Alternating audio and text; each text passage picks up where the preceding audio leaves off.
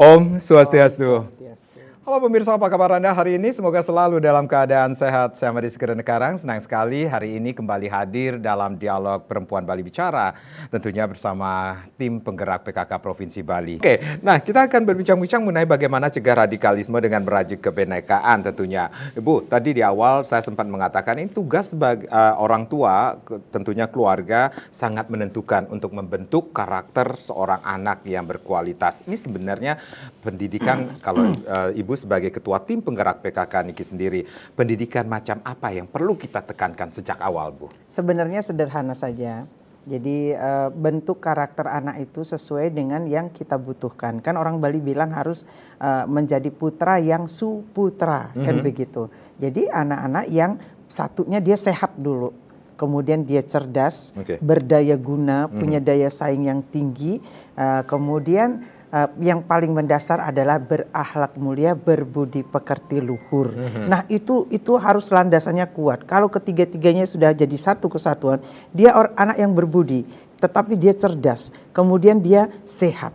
Nah kalau salah satu saja rontok, hilanglah itu akan menimbulkan kelak di kemudian hari setelah dia besar, itu akan menimbulkan hal-hal yang bisa merugikan dirinya sendiri. Peran dari seorang ibu dari sisi sosial, agama, budaya, dan yang pastinya landasan budi pekerti itu sangat menentukan ke depannya bagi seorang anak, Bu. Itu yang tetap harus disadari oleh orang tua, terlebih-lebih di era digital. Jangan lepas anak-anak kita.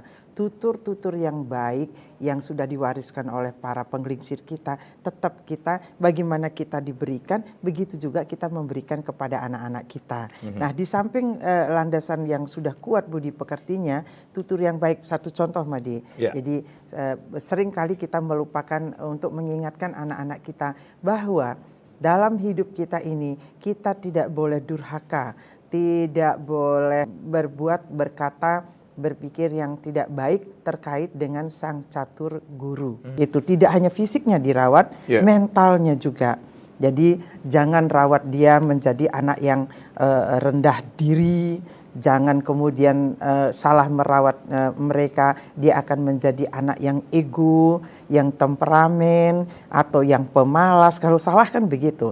Nah, sikap dan sifat seperti itu sangat berbahaya nantinya ke depannya. Jadi dia akan memunculkan fanatisme sempit di dalam dirinya. Jadi di dalam dirinya udah didoktrin hal yang kotak-kotak bahwa kamu ini, bahwa kamu paling benar, bahwa kamu harus menguasai orang lain, bahwa segala keinginanmu harus dituruti. Nah, sikap dan sifat seperti itu yang dibiarkan tumbuh, suatu saat dia gampang sekali dimasuki oleh paham-paham yang kemudian sangat mudah ingin menguasai, memasukkan pahamnya sendiri dengan mengubah paham orang lain dan cenderung dengan kekerasan. Itu yang kita sebut dengan tindakan yang radikal, ya. Nah, ini apa peran dari Kesbangpol, khususnya dari Ibu selaku Kepala Bidang Kewaspadaan Nasional dan Penanganan Konflik Daerah untuk memberikan edukasi, sosialisasi agar radikalisme itu tidak ada di bumi ini, seperti itu, Bu?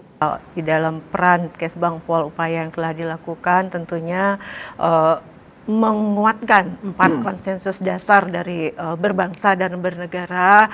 Tadi beliau juga sudah menyampaikan bahwa 4 konsensus itu adalah meningkatkan aktualisasi pemahaman atau implementasi terhadap Pancasila, kemudian Undang-Undang Dasar 1945, kemudian memperkuat Kesatuan Negara Republik Indonesia (NKRI), dan satu lagi adalah pengamalan dari Bhinneka Tunggal Ika. Nah, itu peran pentingnya yang dimulai dari benteng dari skup terkecil, yaitu dari keluarga.